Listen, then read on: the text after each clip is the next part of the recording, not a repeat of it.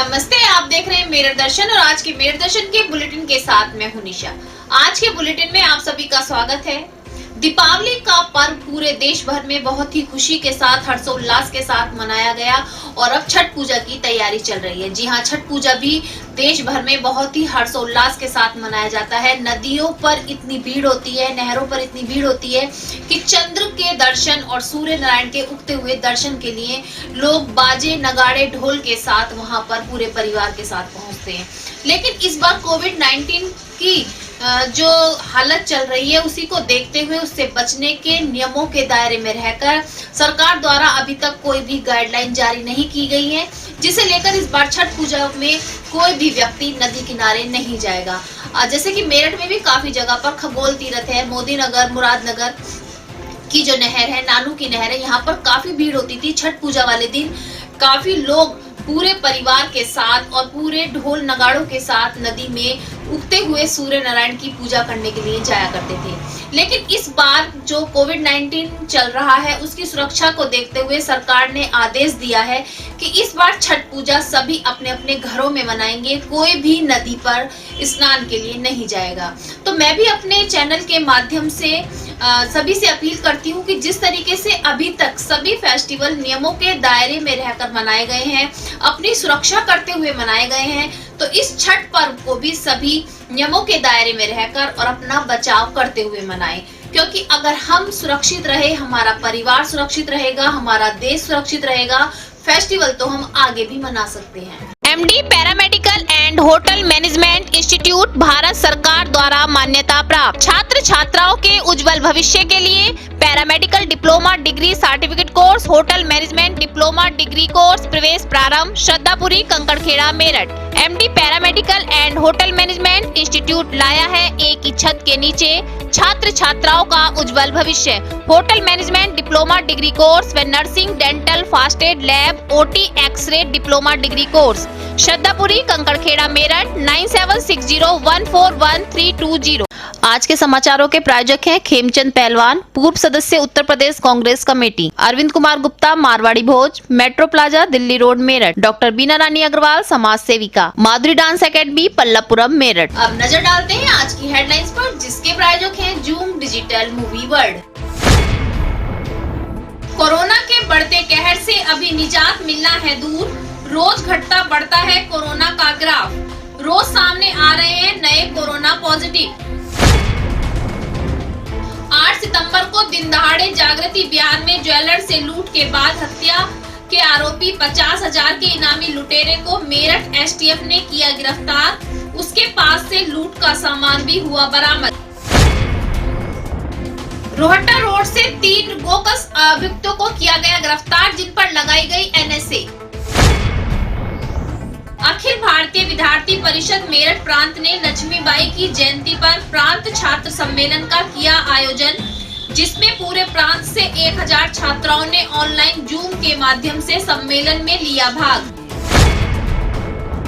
थाना सरूरपुर पुलिस द्वारा सरूरपुर थाना क्षेत्र में हुई गोकशी की घटना का सफल अनावरण करते हुए 8 तस्करों को पुलिस ने मुठभेड़ के दौरान किया गिरफ्तार।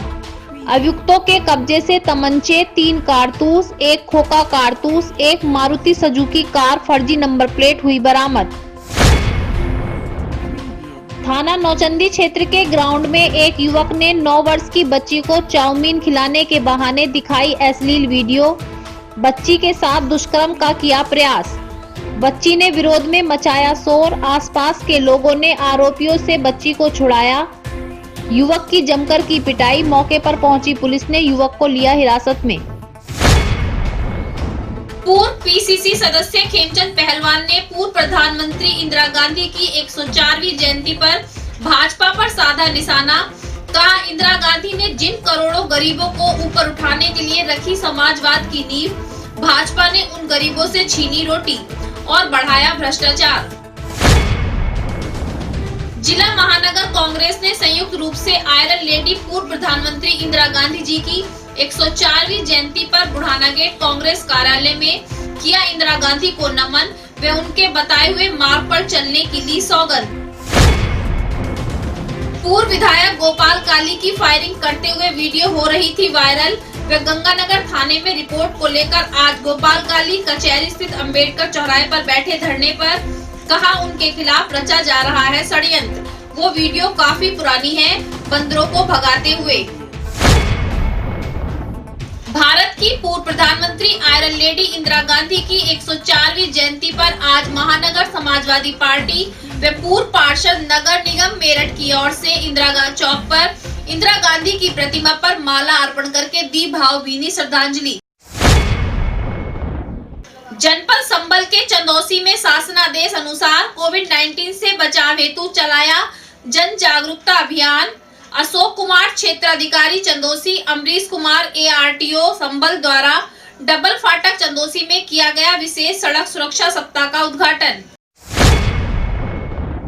करण क्रिकेट लीग में खेले गए अंतिम एलिमिनेटर मैच में करण चैलेंजर ने करण नाइट राइडर्स को 3 विकेट से हराकर जीता मैच।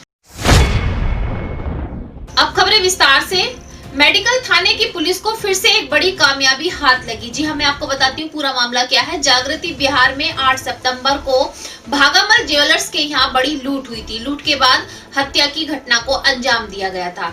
जो आरोपी था वो 50,000 का इनामी था और कई केस उस पर पहले से भी चल रहे थे। आज मेडिकल थाने की पुलिस को सूचना मिली तो चांदी के सिक्के बरामद करने के लिए उस आरोपी के पास पहुंची। चांदी के सिक्के बरामद कर लौट रही थी तो वहीं पर जो पशुओं का झुंड होता है, जब बहुत सारे पशु निकल रहे थे, उसके आसपास ही उस आरोपी ने भागने का प्रयास किया और पुलिस पर फायरिंग कर दी। पुलिस ने सूचना दी और पूरी फोर्स को इकट्ठा किया, जिससे उस आरोपी को गिरफ्तार कर लिया गया और उसके पैर में गोली भी लगी। उसको अस्पताल में भर्ती किया गया है। उसके पास से काफी मात्रा में सोने के और चांदी के सिक्के तथा ज्वेलरी भी बरामद हुई है। ये अभियुक्त कपिल उर्फ सर्रा नाम है और ये तमाम सारे हत्या, लूट और डकैती के मामलों में वांछित था। 1 दर्जन से ज़्यादा मुकदमे हैं इसके ऊपर और इसको आज सुबह थाना मेडिकल की पुलिस भागामल ज्वेलर्स के यहाँ जो लूट हुई थी उससे संबंधित चांदी के सिक्कों की बरामदगी के लिए उसके घर पे ले गई थी और वहाँ से बरामदगी करके वापस आ रहे थे। तो इसमें कुछ एक जगह पे जहाँ कुछ जानवर और पशु सड़क पे थे और हमराह लोग उसमें उसको हटाने के लिए निकले तो मौका देख के हमारे उप निरीक्षक श्याम सिंह की पिस्टल लेके ये भाग गया। इसके ऐसा करने पर तुरंत सूचना दी गई और फोर्स इकट्ठा हुई और उसमें इसको गिरफ्तार भी किया गया और पिस्टल की बरामदगी हुई और उसमें क्योंकि ये फायर कर रहा था तो आत्मरक्षा में हमारे पुलिस वालों ने जो फायरिंग की उसमें उसको चोट आई।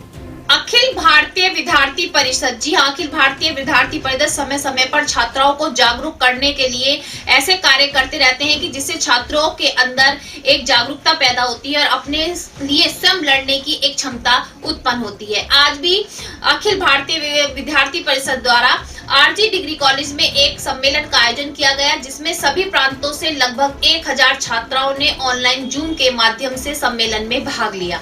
सम्मेलन का उद्देश्य था कि रानी लक्ष्मीबाई के विषय में जानकारी देना तथा उनके इतिहास के बारे में बताना, जिसमें सभी वक्ताओं ने अपने अपने विचार रखे।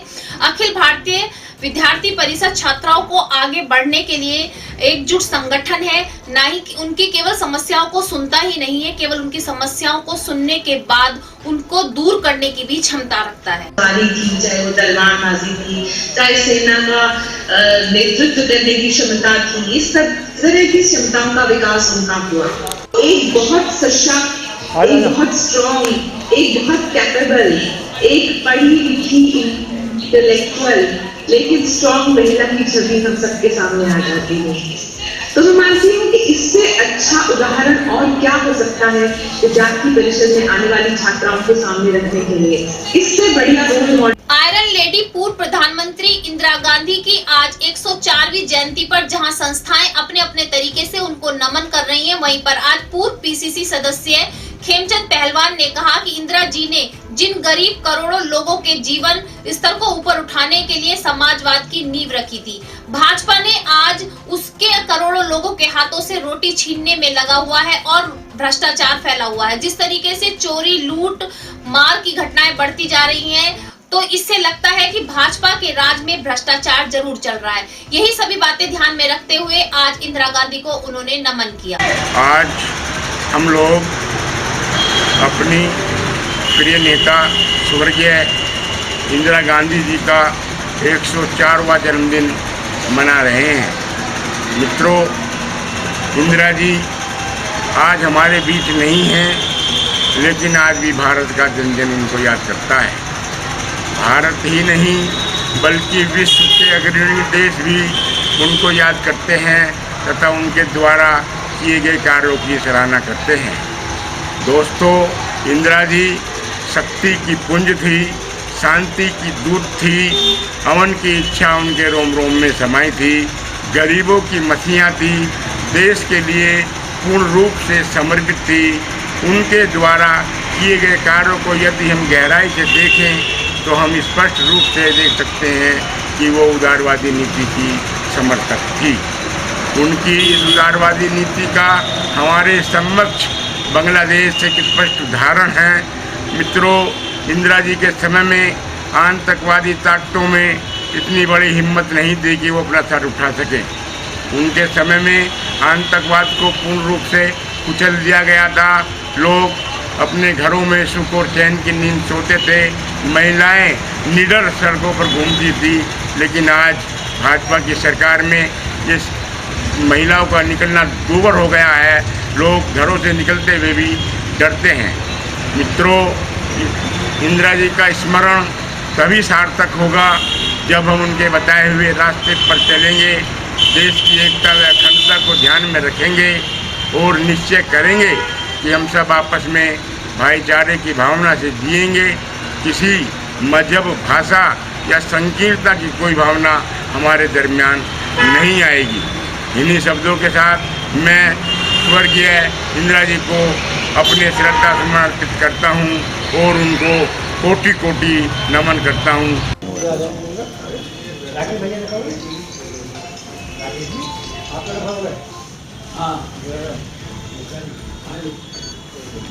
धन्यवाद।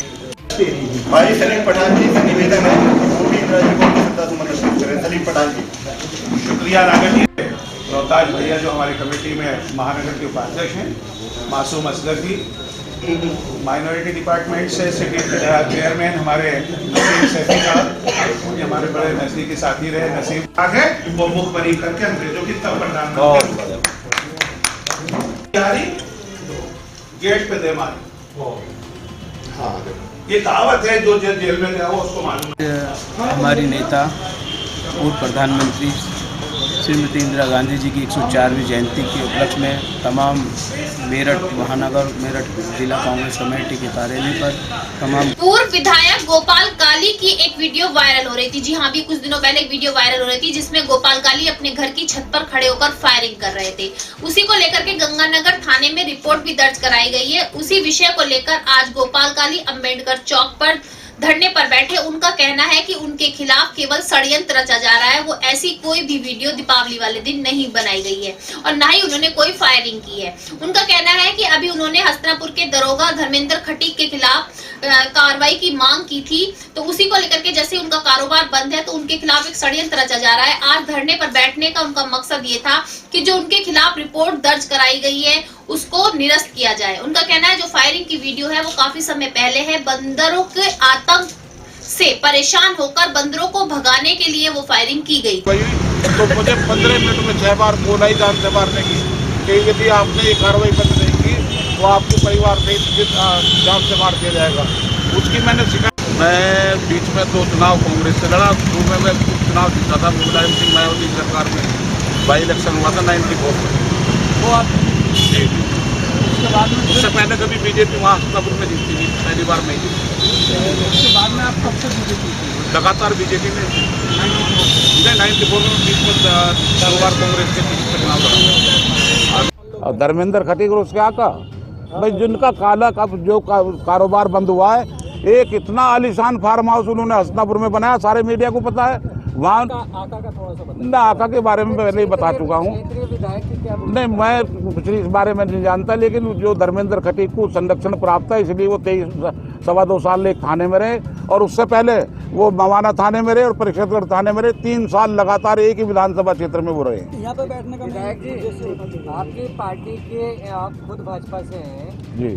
हर जगह जब भी कोई घटना होती है क्षेत्रीय विधायक सामने आते हैं, इस प्रकरण में सामने क्यों नहीं आ रहे हैं? नहीं तो मेरा विधायकों से कोई लेना देना नहीं है, मेरे तो जो अपनी पीड़ा थी उसे मैं व्यक्त कर रहा हूँ। यहाँ बाबा साहब की प्रतिमा के नीचे बैठने का क्या उद्देश्य? मेरा बैठने का ये भाई, हमने तो ये तय कर रखा है कि यदि कोई बुराई करेगा, चाहे हमारी सरकार है या नहीं है, उसके खिलाफ हम आवाज उठाएंगे। गोकसी पर सरकार द्वारा बैन है और गोकसी करना एक जघन्य अपराध है, लेकिन फिर भी कुछ लोग इससे बाज नहीं आ रहे हैं। जी हां, आज भी रोहट्टा रोड से 3 अभियुक्तों को गिरफ्तार किया गया और उनपे एनएसए लगाई गई है, क्योंकि उनको बार बार पहले भी कई बार गोकसी के कारण गिरफ्तार भी किया गया और जेल में भी डाला गया। उसके बाद आने के बाद फिर से वो वही कार्य शुरू कर देते थे। गोकसी के कार्य के कारण बहुत ही माहौल खराब होता था, जिसे लेकर के आज पुलिस ने उन पर एनएसए लगा दी गई है। जैसा कि पूर्व में कहा गया है कि गोकशी का जो अपराध है वो बैन है और एक जघन्य अपराध है। जो भी इसको करेगा उस पर कठोर कार्रवाई की जाएगी। इसी क्रम में मेरठ पुलिस के रोहट्टा थाना क्षेत्र में 3 अभियुक्तों पर एनएसए के तहत कार्रवाई की गई है। बार बार इन पर ऐसे मामले पाए गए थे कि ये जाते थे जेल, उस जमानत पे आकर फिर गोकशी का कार्य करते थे, जिससे माहौल खराब होता था। इन 3 अभियुक्तों पर एनएसए की कार्रवाई सुनिश्चित की गई है। बाकी भी कुछ अभियुक्त हैं, उन पर कार्रवाई प्रचलित है। अब नजर डालते हैं जनपद संबल की खास खबर पर। जी हां, जनपद संबल के चंदोसी में कोविड-19 की सुरक्षा की दृष्टि से शासन आदेश अनुसार एक जागरूकता अभियान चलाया गया, जिसमें सड़क सुरक्षा सप्ताह का भी आयोजन किया गया। आज उसी का उद्घाटन चंदोसी फाटक पर किया गया। उसका उद्देश्य यह है कि आने जाने वाले सभी लोगों को रोककर सड़क सुरक्षा के बारे में समझाया गया कि सीट बेल्ट लगाकर चले, हेलमेट लगा होना चाहिए, मास्क लगा होना चाहिए, साथ साथ गाड़ी की स्पीड कितनी रखनी है, बहुत सारे ऐसे नियमों के बारे में लोगों को जागरूक किया गया। जिला संबल से मेरठ दर्शन के संवाददाता आकिब सैफी की स्पेशल रिपोर्ट। चंदोसी हमारे संबल जनपद का सबसे महत्वपूर्ण हमारा कस्बा। आज के बुलेटिन में बस इतना ही। तेज और ताजा खबरें जानने के लिए देखते रहिए मेरठ दर्शन। यदि आप भी हमारे साथ जुड़ना चाहते हैं तो नीचे दिए गए नंबर पर संपर्क करें और सब्सक्राइब करें एमडी न्यूज मेरठ।